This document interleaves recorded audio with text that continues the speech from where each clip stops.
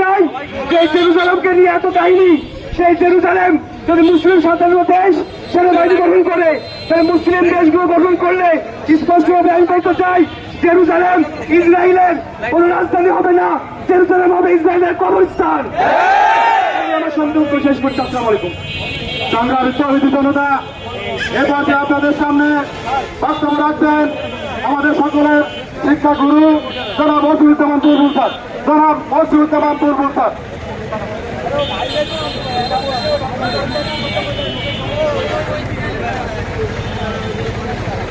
আলহামদুলিল্লাহ, সম্মানিত উপস্থিতি, আমরা জানি পৃথিবীর ইতিহাসে যত নৃশংসতার প্রমাণ আছে, সকল নৃশংসতাকে ছাড়িয়ে বর্তমান মার্কিন যুক্তরাষ্ট্রের সহযোগিতায় ইহুদি রাষ্ট্র ইসরায়েল পৃথিবীর ইতিহাসের সকল রেকর্ড ভঙ্গ করে মানবতা বিরোধী কাজ চালিয়ে যাচ্ছে। এমতো অবস্থায় বিশ্বের অনেক মুসলমান বলছে আমরা কি করতে পারি। আমাদের দেশেরও অনেক মানুষ বলছে যে আমরা এখানে থেকে কি করতে পারি। এই কথা যদি মোহাম্মদ সাল্লাল্লাহু আলাইহি ওয়াসাল্লাম বলতেন, আবু জাহল, আবুল লাহাব সব বড় বড় নেতা, আমার কি করার আছে, তাহলে ওই যুগের অন্যায় অবিচার উৎখাত করে ইসলাম প্রতিষ্ঠা সম্ভব হতো না। এটা হচ্ছে ইমানি দুর্বলতা, মানবিক দুর্বলতা। ছাত্র যদি বলতো ভারতের শক্তি সরকারের পক্ষে, আর্মি পুলিশ সরকারের বড় বড় নেতারা সরকারের পক্ষে, আমরা কি করতে পারি, তাহলে 24-এর বিপ্লব ঘটতো না। আমি আমার অবস্থান থেকে করতে পারি। 1 নম্বর হলো ইসরায়েলি ইহুদি কোন পণ্য আমি ক্রয় করব না।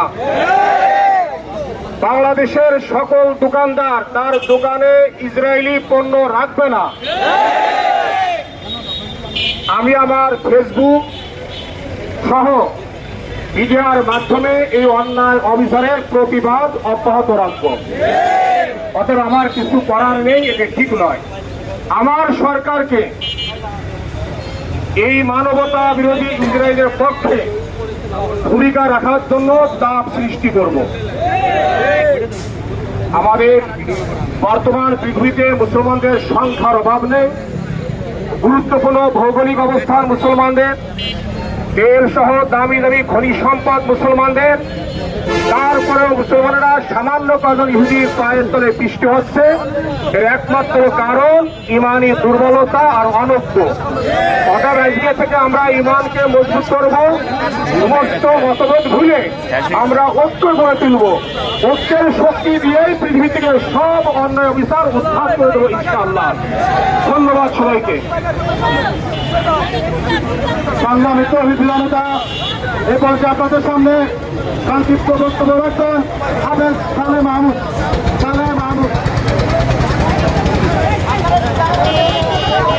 এখান থেকে কিছু শিকার হচ্ছে, আমরা সকলেই নিরবতা পালন করি। সকলেই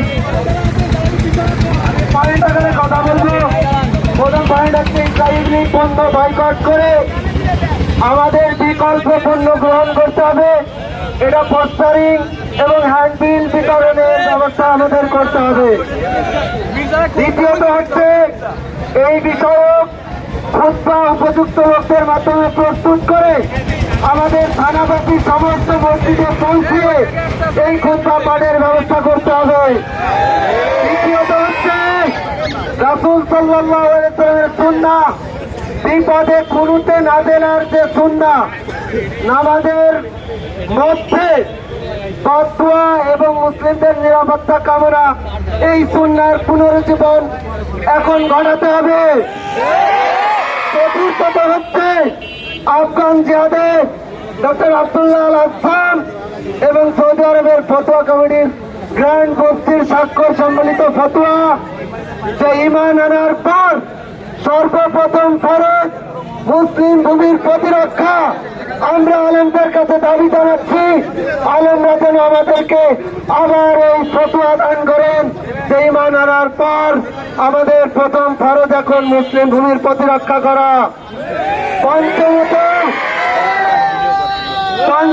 আমরা খেয়াল পঞ্চম হচ্ছে ফিলিস্তিনিদের জন্য আমাদের ফান্ড কালেকশন করা এবং সেখানে পৌঁছানোর ব্যবস্থা করা।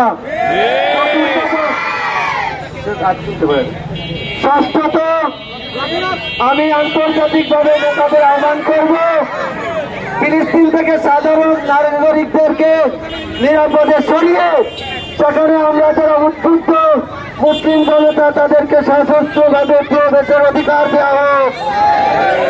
সপ্তমত প্রত্যেক মুসলিমের প্রতি আহ্বান যে আমরা যেন ইসলামের কাজে প্রত্যেকের সহযোগী হই, প্রতিপক্ষ না হই। অষ্টম কথা হচ্ছে আল্লাহ এর জন্য আমরা হতাশ না হই। আল্লাহ আমাদেরকে এর মাধ্যমে বিজয়ের জন্য প্রস্তুত করছেন।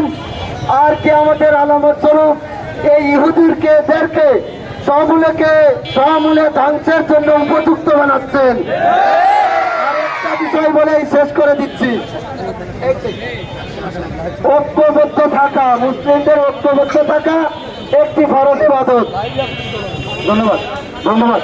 আমি এ পর্যায়ে সংক্ষিপ্ত বক্তব্য রাখার জন্য বিনীতভাবে আহ্বান জানাচ্ছি বাংলাদেশ জামাত ইসলামী মোহাম্মদপুর উপজেলা শাখার সম্মানিত সেক্রেটারি প্রফেসর রেজাউল হককে।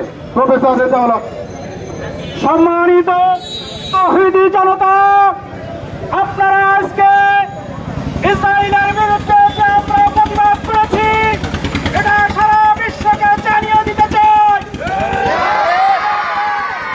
ইসরায়েলকে বয়কট করলাম, বিশ্বের মুসলমানদেরকে জানিয়ে দিতে চাই ইসরায়েলের বিরুদ্ধে জিহাদ ঘোষণা করো। আমরা দেখেছি ইসরায়েলের বোমার আঘাতে আমাদের ভাই বোনেরা শহীদ হয়ে আকাশে উড়ে যাচ্ছে। আমরা আল্লাহর কাছে একটাই ফরিয়াদ করব, হে আল্লাহ, তুমি কাবা শরীফ যেভাবে রক্ষা করেছিলে ঠিক সেভাবে আজ আবাবিল পাখি দিয়ে ফিলিস্তিনিদেরকে আল্লাহ ইবাদত করো, আল্লাহ তোমার কাছে আমরা এই ফরিয়াদ করছি। এই ফরিয়াদ করে আমি আমার সংক্ষিপ্ত কথা শেষ করছি। আসসালামু আলাইকুম ওয়া রাহমাতুল্লাহ। ধন্যবাদ। সংগ্রামী তৌহিদি জনতা, এই পর্যায়ে আপনাদের সামনে সংক্ষিপ্ত বক্তব্য রাখছেন হেফাজত ইসলামী বাংলাদেশ মোহাম্মদপুর উপজেলা শাখার সম্মানিত সভাপতি জনাব আবু তালা সাহেব, হাফেজ মাওলানা আবু তালা সাহেব।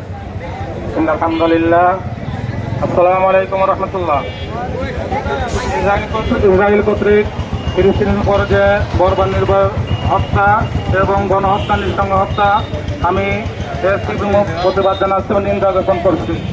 সমস্ত মুসলিম জনতাকে আমি আহ্বান জানাবো এই মানে দায়িত্ব হিসেবে ইসরায়েলি যেসব পণ্যগুলো আছে বয়কট করা, এই সম্পূর্ণগুলো বয়কট করাই আমাদের একান্ত কাজ এবং আমরা সবাই এগুলো বয়কট করবো। আমি এই কথা বলে আমার সংক্ষিপ্ত আসসালামু আলাইকুম। সংগ্রামী তৌহিদি জনতা, আপনাদের সামনে এবার দোয়া অনুষ্ঠান হবে, সংক্ষিপ্ত দোয়া হবে। তার আগে আপনাদের কাছে আমি একটি